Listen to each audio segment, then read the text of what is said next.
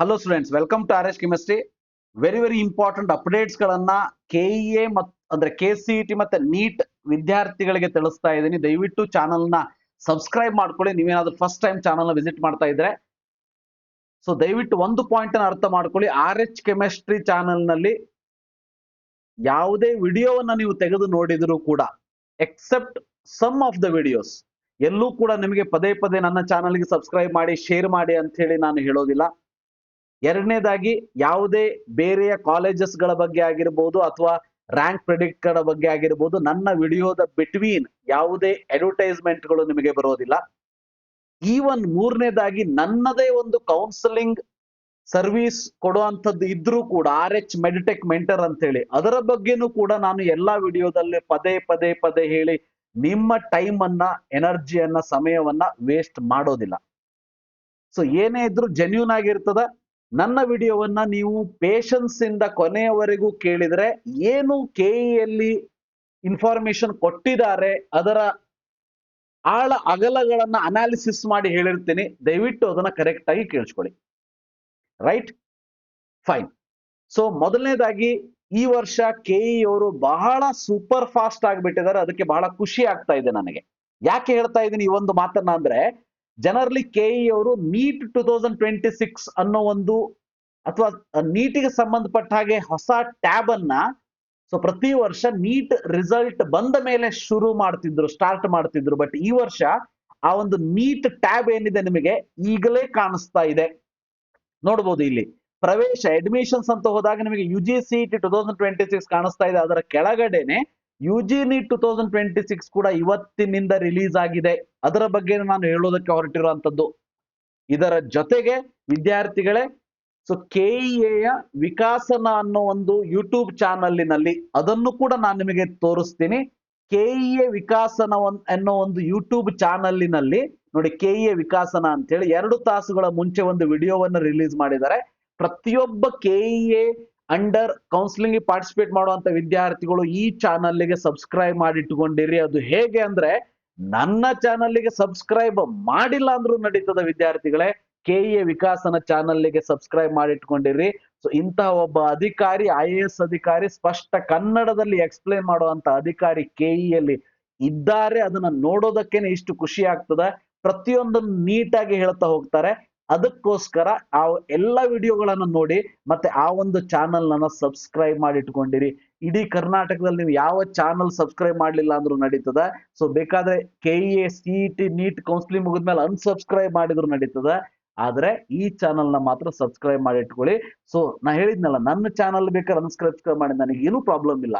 So ನೀವು ನನ್ನ ವಿಡಿಯೋವನ್ನ ನೋಡಿ ಇನ್ಫಾರ್ಮೇಶನ್ ತಗೊಂಡ್ರೆ ಸಾಕು. ಬಟ್ ಈ ಚಾನಲ್ ನಿಮ್ಮ ಕೌನ್ಸಿಲಿಂಗ್ ಮುಗಿಯುವವರೆಗೂ ಬಹಳ ಇಂಪಾರ್ಟೆಂಟ್ ಆಗಿರ್ತದ. ಕೆಇಎ ವಿಕಾಸನ ಚಾನಲ್ ನ ನೀವು ಸಬ್ಸ್ಕ್ರೈಬ್ ಮಾಡಿ ಇಟ್ಕೊಂಡಿರಿ. ಫೈನ್. ಇವತ್ತಿನ ಒಂದು ವಿಡಿಯೋದಲ್ಲಿ ಅವರು ಏನು ಹೇಳಿದ್ದಾರೆ, ಸೊ ಅದರ ಜೊತೆಗೆ ಕೆಇಎಯ ನೀಟ್ 2026 ಅನ್ನೋ ಟ್ಯಾಬ್ ಅಲ್ಲಿ ಏನಿದೆ ಅನ್ನೋದನ್ನ ಮೊದಲು ತೋರಿಸ್ಬಿಡ್ತೀನಿ. ಕೆಇಎ ನೀಟ್ 2026 ಟ್ಯಾಬ್ ಅಲ್ಲಿ ನೀವು ನೋಡಬಹುದು. ಕ್ಲಿಕ್ ಮಾಡಿದ್ರೆ ಅಲ್ಲಿ ಕಟ್ ಆಫ್, ಸೀಟ್ ಮೆಟ್ರಿಕ್ಸ್, ವೇಳಾಪಟ್ಟಿ, ಅಧಿಸೂಚನೆ, ಮಾಹಿತಿ ಇವೆಲ್ಲ ಕಾಣಿಸ್ತದೆ. ಬಟ್ ಅದು ಯಾವುದು ಆಕ್ಟಿವೇಟ್ ಆಗಿಲ್ಲ. ಇನ್ಯಾವುದು ಅದರಲ್ಲಿ ವಿಷಯಗಳು ಬಂದಿಲ್ಲ. ಬಟ್ ಅಭ್ಯರ್ಥಿ ಚಟುವಟಿಕೆಗಳ ಲಿಂಕ್ಗಳು ಅಂತ ಇದ್ದಲ್ಲಿ UG NEET 2026 roll number entry ಅಂತ ಕೊಟ್ಟಿದ್ದಾರೆ. ವಿದ್ಯಾರ್ಥಿಗಳೇ, ಈ ಒಂದು ನೀಟ್ ರೋಲ್ ನಂಬರ್ ಎಂಟ್ರಿ ನಿಮಗೆ ನೀಟ್ ರಿಸಲ್ಟ್ ಬಂದ ಮೇಲೆ ಇರ್ತಿತ್ತು. ಆದರೆ ಈಗಲೇ ನಿಮ್ಮ ನೀಟ್ ರೋಲ್ ನಂಬರ್ ಎಂಟ್ರಿಯನ್ನು ಕೂಡ ಕೊಟ್ಟು ಬಿಟ್ಟಿದ್ದಾರೆ. ಇದಕ್ಕೆ ಬಹಳ ಖುಷಿ ಆಯ್ತು ನನಗೆ, ಇಷ್ಟು ಫಾಸ್ಟ್ ಆಗಿ. ಯಾಕಂದ್ರೆ ಇದಕ್ಕೋಸ್ಕರ ಅಲ್ಲಿ ಮುಂದೆ ಟೈಮ್ ವೇಸ್ಟ್ ಆಗ್ತಿತ್ತು. ಸೊ ಅಲ್ಲಿ ಕೌನ್ಸಿಲಿಂಗ್ ಅನ್ನ ಬೇಗ ಸ್ಟಾರ್ಟ್ ಮಾಡಿ ವಿದ್ಯಾರ್ಥಿಗಳನ್ನ ಕಾಲೇಜಿಗೆ ಬೇಗ ಕಳಿಸೋದಕ್ಕೆ ಇದು ಹೆಲ್ಪ್ ಆಗ್ತದೆ. ಸೊ ಅದಕ್ಕಾಗಿ ವಿದ್ಯಾರ್ಥಿಗಳಿಗೆ ಯಾರ್ಯಾರು ನೀಟ್ ಎಕ್ಸಾಮಿನೇಷನ್ ಅನ್ನ ಬರೆದಿದ್ದಾರೆ, ಕೆಇಎ ಫಾರ್ಮ್ ಅನ್ನ ಫಿಲ್ ಮಾಡಿ, ಅಂತಹ ವಿದ್ಯಾರ್ಥಿಗಳಿಗೆ ಲಿಂಕ್ ಅನ್ನ ಕೊಟ್ಟಿರುವಂತದ್ದು. ಸೊ ಲಿಂಕ್ ಕ್ಲಿಕ್ ಮಾಡಿದ್ಮೇಲೆ ಅದನ್ನ ಮೊದಲು ಹೇಳಿ ಮುಗಿಸ್ಬಿಡ್ತೀನಿ. ಅದಾದ್ಮೇಲೆ ವಿಡಿಯೋದಲ್ಲಿ ಏನಿದೆ ಅಂತ ನೋಡೋಣಂತೆ. ಲಿಂಕ್ ಕ್ಲಿಕ್ ಮಾಡಿದ ತಕ್ಷಣ ನಿಮಗೆ ಏನು ಮೊದಲು ಕಾಣಿಸ್ತದ ಅಂತ ಅಂದ್ರೆ, ನೋಡಿ, ಈ ಲಿಂಕ್ ಅನ್ನ ಕ್ಲಿಕ್ ಮಾಡಿದ ತಕ್ಷಣ ಈ ರೀತಿ ಕಾಣಿಸ್ತದೆ ನಿಮಗೆ, ನೀಟ್ ರೋಲ್ ನಂಬರ್ ಎಂಟ್ರಿ ಅಂತ. ಹೌದಾ? ಸೊ ಇಲ್ಲಿ enter application number, KCET application number ಹಾಕಿ, ಪಾಸ್ವರ್ಡ್ ಹಾಕಿ, OTP ಬರ್ತದೆ, ತಗೊಂಡು ಲಾಗಿನ್ ಆಗಿ. ಲಾಗಿನ್ ಆದ ತಕ್ಷಣ ನಿಮಗೆ ಈ ರೀತಿ ಒಂದು ಪೇಜ್ ಓಪನ್ ಆಗ್ತದೆ. ಸಿಂಪಲ್ ಆಗಿದೆ. ನಿಮ್ಮ NEET application, NEET admit card ಅನ್ನ ನಿಮ್ಮ ಹತ್ರ ಆಲ್ರೆಡಿ ನೀವು ಡೌನ್ಲೋಡ್ ಮಾಡಿ ಇಟ್ಕೊಂಡಿದ್ದೀರಿ. ಸೊ ಡೌನ್ಲೋಡ್ ಮಾಡಿಲ್ಲ ಅಥವಾ ಮಾಡಿದ್ದನ್ನ ಆಲ್ರೆಡಿ ಎಕ್ಸಾಮಿಗೆ ಹೋದಾಗ ಇನ್ವಿಜಿಲೇಟರ್ ಇಸ್ಕೊಂಡ್ ಬಿಟ್ಟಿದ್ದಾರೆ. ಆದ್ರೂ ಕೂಡ ನಿಮ್ಮ ಹತ್ರ PDF ಇದ್ರೆ ಇನ್ನೊಂದು ಪ್ರಿಂಟ್ ತಗೊಂಡಿಟ್ಕೊಂಡಿರಿ, ಅಥವಾ ಈಗಲೂ ಕೂಡ ನೀಟ್ ವೆಬ್ಸೈಟ್ಗೆ ಹೋಗಿ ನಿಮ್ಮ ಅಡ್ಮಿಟ್ ಕಾರ್ಡ್ ಅನ್ನು ನೀವು ಡೌನ್ಲೋಡ್ ಮಾಡ್ಕೊಳ್ಬಹುದು. ಆ ಅಡ್ಮಿಟ್ ಕಾರ್ಡ್ ಅನ್ನು ಡೌನ್ಲೋಡ್ ಮಾಡ್ಕೊಂಡ ಮೇಲೆ ಅದರಲ್ಲಿ ನೀಟ್ ರೋಲ್ ನಂಬರ್ ಅಂತ ನಿಮಗೆ ಕಾಣಿಸ್ತದೆ, ರೈಟ್? ನೀಟ್ ರೋಲ್ ನಂಬರ್ ಅಂತ ಏನಿದೆ, ಆ ರೋಲ್ ನಂಬರ್ ಜಾಗದಲ್ಲಿ ಎಂಟ್ರಿ ಮಾಡಿ, ಅಪ್ಲಿಕೇಶನ್ ನಂಬರ್ ಅಲ್ಲಿ ಎಂಟ್ರಿ ಮಾಡಿ. ಬಹಳ ಸಿಂಪಲ್ ಇದೆ ಇದು ಪ್ರೊಸೀಜರ್. ಯಾರ್ಯಾರು ನೀಟ್ ಎಕ್ಸಾಮ್ ಬರೆದಾರ ಅವರಿಗೆ ಮಾತ್ರ. ಅದಾದ ಮೇಲೆ ಚೂಸ್ ಫೈಲ್ ಅಂತ ಇದೆ, ಇಲ್ಲಿ UG ನೀಟ್ 2026 ಅಡ್ಮಿಷನ್ ಕಾರ್ಡ್ ಅನ್ನ ಅಪ್ಲೋಡ್ ಮಾಡಿ. ಇಷ್ಟು ಮಾಡಿ ಅಪ್ಲೋಡ್ ಹಾಲ್ ಟಿಕೆಟ್ ಅಂತ ಕೊಟ್ಟು ಬಿಟ್ರೆ ಅಪ್ಲೋಡೆಡ್ ಸಕ್ಸಸ್ಫುಲಿ ಅಂತ ನಿಮಗೆ ಒಂದು ಪಾಪ್ಅಪ್ ಮೆಸೇಜ್ ಬರ್ತದೆ. ಅಲ್ಲಿಗೆ ನಿಮ್ಮ ಪ್ರೊಸೀಜರ್ ಮುಗಿಯಿತು. ಹಾಗಾದ್ರೆ ನೀಟ್ ರಿಸಲ್ಟ್ ಬಂದ್ಮೇಲೆ ಏನ್ ಮಾಡ್ತಾರೆ ಇವರು? ನೀಟ್ ರಿಸಲ್ಟ್ ಬಂದ್ಮೇಲೆ ಏನ್ ಮಾಡ್ತಾರೆ ಅಂದ್ರೆ, NTA ಅವರ ಕಡೆಯಿಂದ ಎಲ್ಲಾ ರಾಜ್ಯಗಳಿಗೆ ಆ ರಾಜ್ಯದ ವಿದ್ಯಾರ್ಥಿಗಳ ನೀಟ್ ರಿಸಲ್ಟ್ ಶೀಟ್ ಕಳಿಸ್ಕೊಡ್ತಾರೆ. NTA KE ಕಳಿಸ್ಕೊಡ್ತಾರೆ ಫಾರ್ ಎಕ್ಸಾಂಪಲ್. ಸೊ KE ಅವ್ರು ಏನ್ ಮಾಡ್ತಾರೆ, ಆ ನೀಟ್ ಅಲ್ಲಿ ಇರುವಂತ ರೋಲ್ ನಂಬರ್ ಮತ್ತೆ ನೀವು ಹಾಕಿರೋ ರೋಲ್ ನಂಬರ್ ನ ಕಂಪೇರ್ ಮಾಡಿ, ಟ್ಯಾಲಿ ಮಾಡಿ, ನಿಮ್ಮ ಮಾರ್ಕ್ಸ್ ಅನ್ನ ಆಟೋಮೆಟಿಕಲಿ ಆ ಒಂದು ವೆಬ್ಸೈಟ್ ಇಂದ, ಅಂದ್ರೆ ಇನ್ಫಾರ್ಮೇಶನ್ ಇಂದ, NTA ದವರ ಇನ್ಫಾರ್ಮೇಶನ್ ರಿಸಲ್ಟ್ ಶೀಟ್ ಇಂದ KE ಅಪ್ಲಿಕೇಶನ್ ಗೆ ಟ್ರಾನ್ಸ್ಫರ್ ಮಾಡ್ಕೋತಾರೆ. ಅದಾದ್ಮೇಲೆ ನಿಮಗೆ ಇನ್ನೊಂದ್ಸರಿ KE ಅಪ್ಲಿಕೇಶನ್ ಫಾರ್ಮ್ ಅನ್ನ ಡೌನ್ಲೋಡ್ ಮಾಡ್ಕೊಳ್ಳಿ ಅಂತ ಹೇಳ್ತಾರೆ. ಡೌನ್ಲೋಡ್ ಮಾಡ್ಕೊಂಡ್ಮೇಲೆ ನಿಮ್ಮ ಆ ಅಪ್ಲಿಕೇಶನ್ ತಗೊಂಡು ನಿಮ್ಮ ಮುಂದಿನ ಪ್ರೊಸೀಜರ್ಗಳು ನಡೀತದೆ. ಅಂದ್ರೆ ಅಡ್ಮಿಷನ್ ಹೋಗ್ಬೇಕಾದ್ರೆ ಆ ನೀಟ್ ರೋಲ್ ನಂಬರ್ ಎಂಟ್ರಿ ಆಗಿರುವಂತ ಅಪ್ಲಿಕೇಶನ್ ಫಾರ್ಮ್ ಅನ್ನ ನೀವು ತಗೊಂಡೋದ್ರೆ ಆಯ್ತು. ಸೊ ಇಷ್ಟು ವರ್ಷ ಏನಾಗ್ತಿತ್ತು, ರಿಸಲ್ಟ್ ಬಂದ್ಮೇಲೆ ಎಂಟ್ರಿ ಮಾಡ್ತಿದ್ರು. ಬಟ್ ಈ ವರ್ಷ ಮೊದಲೇ NEET roll number, application number, hall ticket ಅನ್ನು ತಗೊಳ್ತಾ ಇದ್ದಾರೆ. ಅದಾದ್ಮೇಲೆ ನೀಟ್ ರಿಸಲ್ಟ್ ಬಂದ್ಮೇಲೆ ಅವರೇ ಎಲ್ಲ ಪ್ರೊಸೆಸ್ ಮಾಡ್ಕೊಂಡು ನಿಮಗೆ ಅಪ್ಲಿಕೇಶನ್ ಫಾರ್ಮ್ ಡೌನ್ಲೋಡ್ ಮಾಡ್ಕೊಳ್ಳೋದಕ್ಕೆ ಒಂದು ಲಿಂಕ್ ಕೊಡಬಹುದು. ಆ ಲಿಂಕ್ ಅಲ್ಲಿ ನೀವು ಅಪ್ಲಿಕೇಶನ್ ಫಾರ್ಮ್ ಡೌನ್ಲೋಡ್ ಮಾಡ್ಕೊಂಡ್ರೆ ಆಯ್ತು ಅಷ್ಟೇ, with NEET roll number and marks. ಬಹಳ ಸಿಂಪಲ್ ಪ್ರೊಸೆಸ್ ಇದೆ. ಸೊ ಈ ರೀತಿಯಾಗಿ ನೀವು ನೀಟ್ ರೋಲ್ ನಂಬರ್ ನ ಎಂಟ್ರಿ ಮಾಡ್ಕೊಳ್ಳಿ.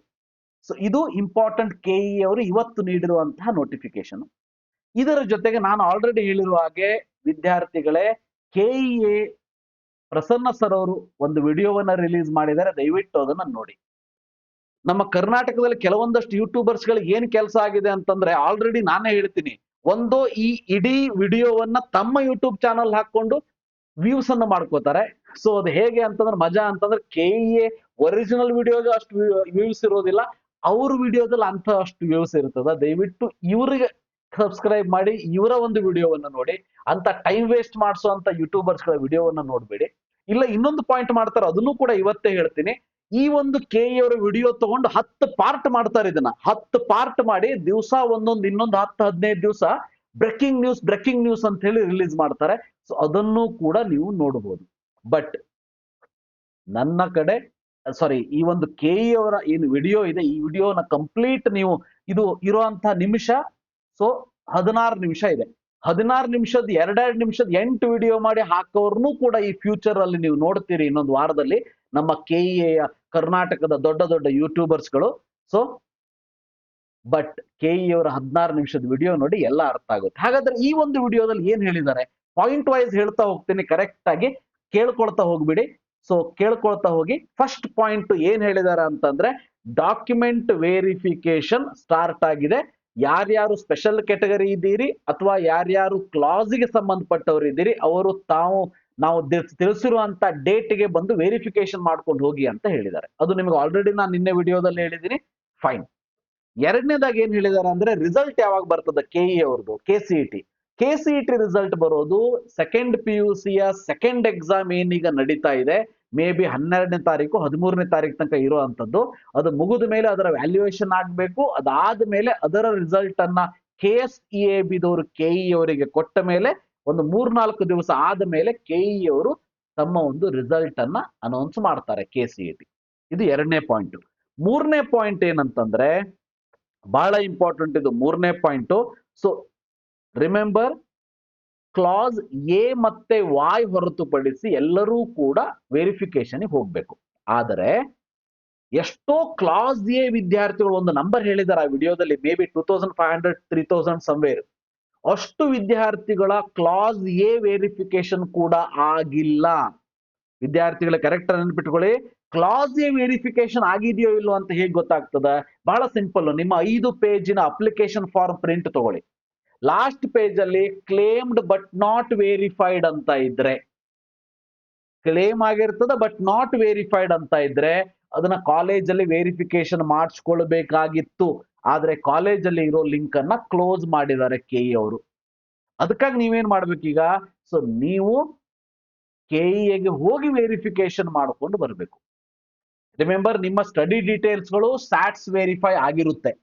ಸ್ಯಾಟ್ಸ್ ವೆರಿಫೈ ಆಗಿಲ್ಲ ಅಂದ್ರೆ ನೀವು ಈಗ ಕಾಲೇಜಲ್ಲಿ ವೆರಿಫಿಕೇಶನ್ ಮಾಡಿಸ್ಕೊಳಕ್ ಬರೋದಿಲ್ಲ.